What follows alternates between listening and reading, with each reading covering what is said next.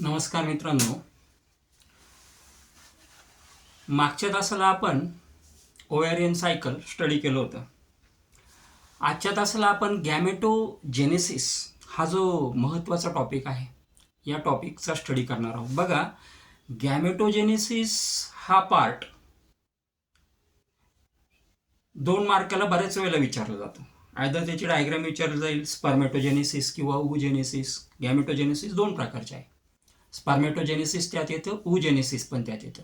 Either त्याची diagram विचारली जाईल किंवा राईट नोट ऑन स्पर्मेटोजेनेसिस किंवा राईट अ नोट ऑन ओव्हुजेनेसिस असला एखादा क्वेश्चन बोर्डाला विचारला जाण्याची शक्यता असते. गॅमेटोजेनेसिस कन्सेप्ट काय आहे हे समजून घेऊया आपण. It is the process of formation of gametes.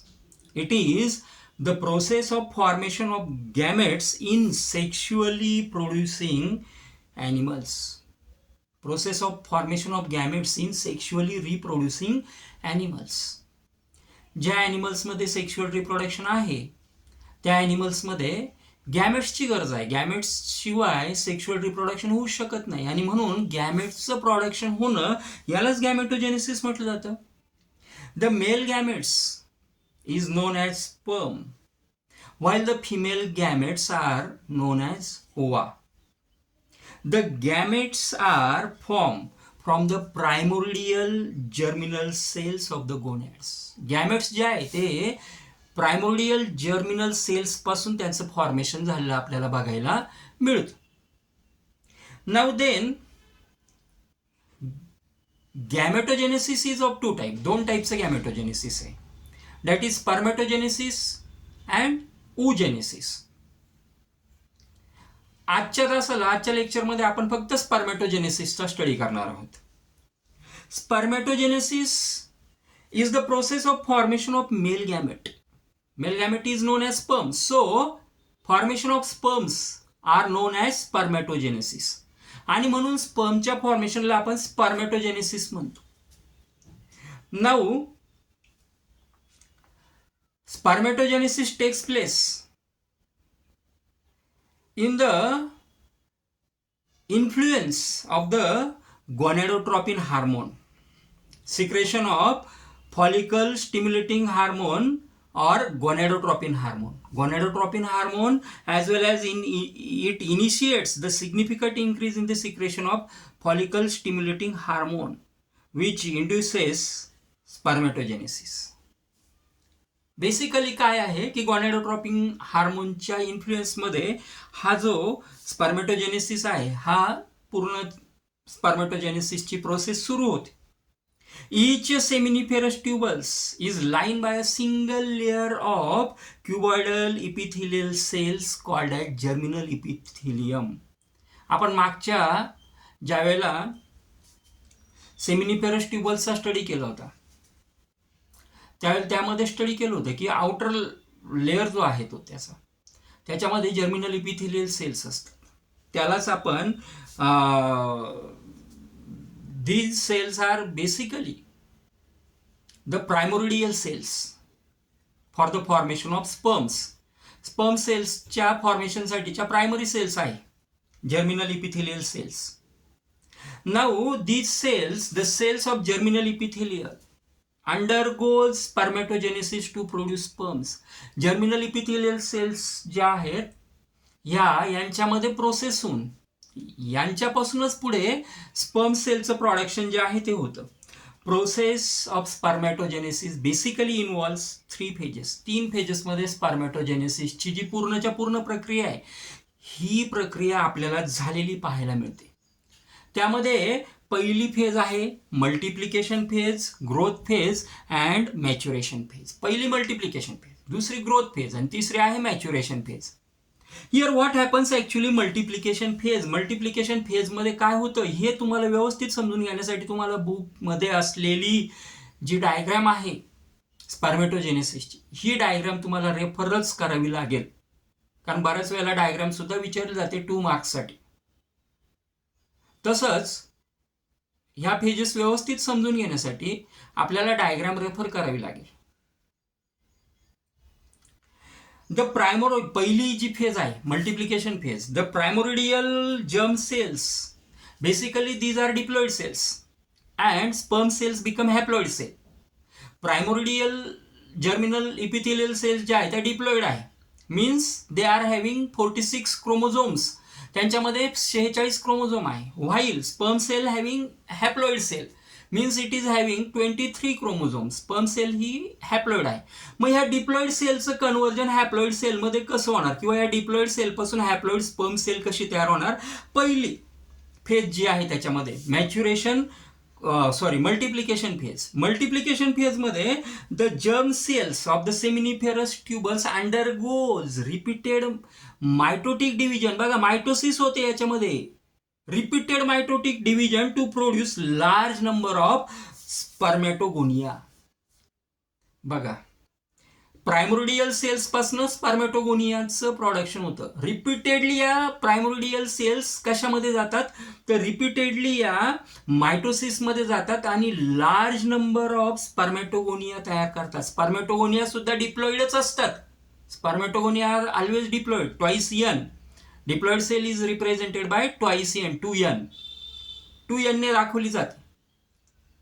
Now then each spermatogonia is diploid and having 46 chromosome. प्रत्येक स्पर्मॅटोगोनिया म्हणजे पहिल्या मल्टिप्लिकेशनच्या फेजमध्ये germinal epithelial cells can change they undergoes mitosis and spermatogonial cells become form. Spermatogonia form होतात. Again spermatogonia are always having diploid cells. Spermatogonia हे सुद्धा कसे असतात, तर स्पर्मॅटोगोनिया ह्या सुद्धा डिप्लॉइड सेल्स आहे.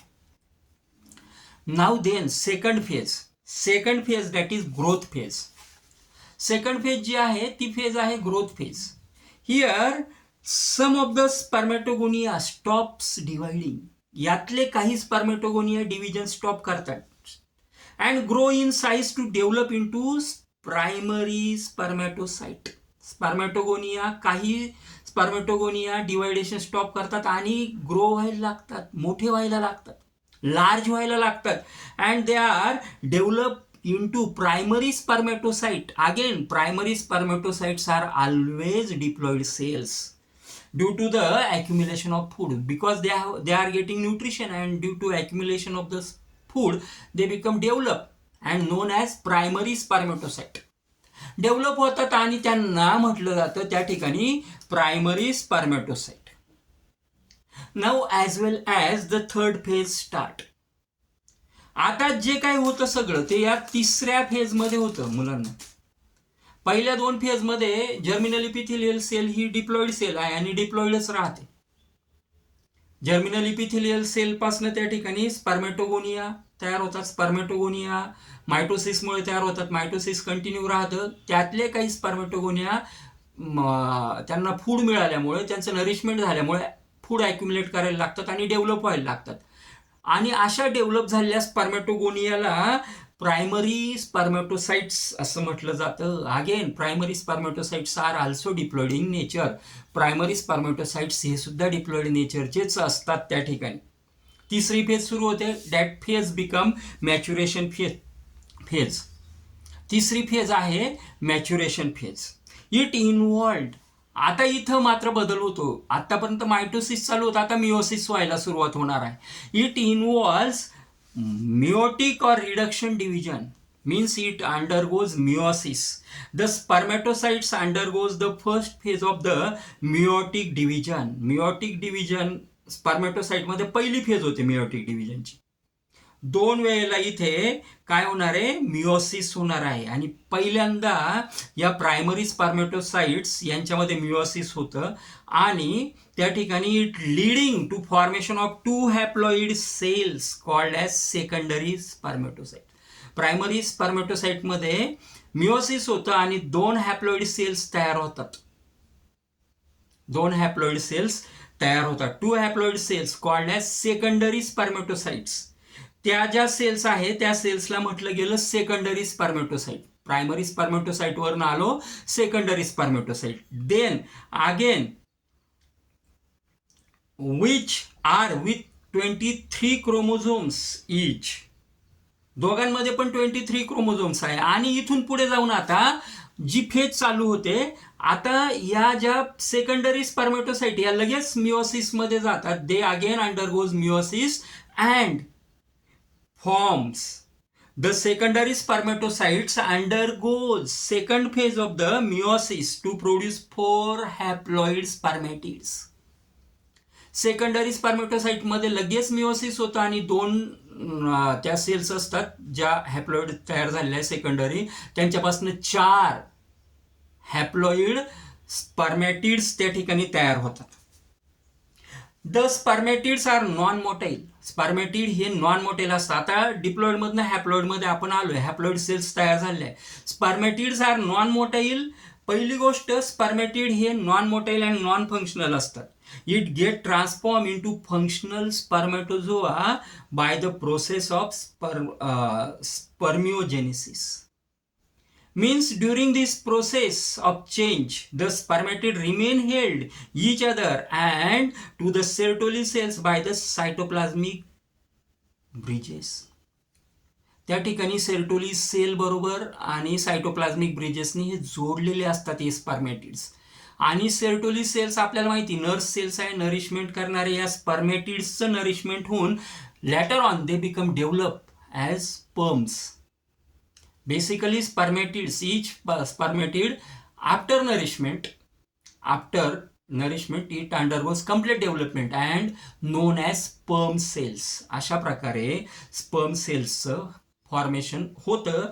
This whole process is known as spermatogenesis. 3 phases येतात. पहिली फेज आहे मल्टिप्लिकेशन फेज, दुसरी ग्रोथ फेज, तिसरी मॅच्युरेशन फेज. मल्टिप्लिकेशन मध्ये germinal epithelial cell, haploid cells असतात, डिप्लॉइड सेल्स असतात, ट्वाइसियन. मायटोसिस मध्ये जातात, रिपीटेड डिव्हिजन होतं आणि त्या ठिकाणी त्या स्पर्मेटोगोनिया तयार करतात. आता सेकंड जी फेज येते, सेकंड फेज मध्ये ग्रोथ फेज येते. ग्रोथ फेज मध्ये सुद्धा काय होतं की अगेन मायटोसिस पण सुरू राहतं, पण काही स्पर्मेटोगोनियामध्ये ती डेव्हलपमेंट जी आहे ती व्हायला सुरुवात होते. त्यांच्यामध्ये मायटोसिस थांबतं आणि डेव्हलप व्हायला सुरुवात होतात, कारण त्यांना नरिशमेंट मिळतं आणि त्यांना म्हटलं जातं प्रायमरी स्पर्मेटोसाइट्स. तिसऱ्या फेजमध्ये मॅच्युरेशन फेजमध्ये प्रायमरी स्पर्मेटोसाइट्समध्ये पहिलं मिओसिस होतं. पहिलं मिओसिस होऊन त्या ठिकाणी सेकंडरी स्पर्मेटोसाइट फॉर्म होतात की ज्या हॅप्लॉइड सेल्स असतात. लगेच दुसरं मिओसिस होतं, त्यामध्ये दुसऱ्या मिओसिस नंतर त्यांच्यामध्ये स्पर्मेटो, ज्याला आपण म्हटलं की स्पर्मेटोगोनियांचं फॉर्मेशन होतं. नाऊ स्पर्मॅटिड्सचं फॉर्मेशन होतं. हे जे स्पर्मॅटिड आहे, हे स्पर्मॅटिड पुढे ब्रिजेस थ्रू सेर्टोली सेल बरोबर जोडलेले असतात आणि हे जे जोडलेले असतात सेर्टोली सेल त्यांचं नरिशमेंट करतात आणि प्रत्येक स्पर्मॅटिड हा पुढे डेव्हलप होऊन स्पर्म सेल म्हणून डेव्हलप होतो. स्पर्मॅटिड हा नॉन मोटाईल असतो, नॉन फंक्शनल असतो, पण स्पर्म सेल या मोटाईल असतात, त्या ठिकाणी फंक्शनल असतात. अशा प्रकारे हा अतिशय महत्त्वाचा असा टॉपिक आहे. तुम्हाला डायग्राम फॉलो करणं गरजेचं आहे. पण आपलं जे एक्सप्लेनेशन आहे, आपली जी थिअरी आहे, त्याच्यावरनं पण सहज लक्षात राहतं. पॉईंट्स लक्षात ठेवायचे तुम्हाला. 2 मार्क्ससाठी, कधी कधी 3 मार्क्ससाठी सुद्धा हा क्वेश्चन विचारल्या गेलेला आहे. याच्यावर क्वेश्चन विचारल्या जातो. पुढच्या तासाला मित्रांनो आपण या ठिकाणी स्पर्मचं जे स्ट्रक्चर आहे ते स्ट्रक्चर स्टडी करणार आहोत. पुढच्या तासाला आपण स्पर्मचं स्ट्रक्चर स्टडी करणार आहोत. त्याचबरोबर त्याची जी डायग्राम आहे ती डायग्राम सुद्धा अतिशय जास्त इम्पॉर्टंट अशी डायग्राम आपल्याला परीक्षेच्या दृष्टीने माहिती असली पाहिजे, स्टडी करावी लागेल. पुढच्या तासाला भेटूया. या तासाला इथेच थांबूया. Thanks for watching the video.